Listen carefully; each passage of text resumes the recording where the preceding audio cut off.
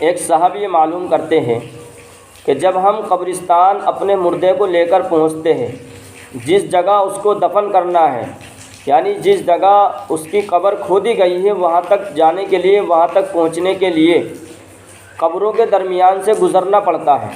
تو بہت سے لوگ یہ کہتے ہیں کہ قبروں کے درمیان میں گزرنا، چپل جوتے پہن کر کے چلنا، یہ جائز نہیں ہے۔ تو یہ بات کہاں تک درست ہے؟ آپ اس سلسلے میں ہماری شرعی رہنمائی فرمائیں۔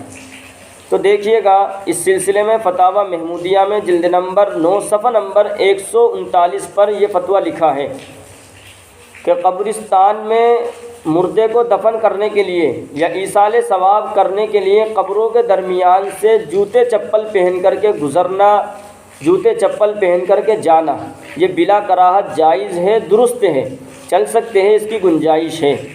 البتہ قبروں کے درمیان میں جان بوجھ کر قبروں کے اوپر سے چلنا یا گزرنا، یہ ظاہر سی بات ہے، یہ ناپسندیدہ عمل ہے، اس سے ہمیں بچنا چاہیے۔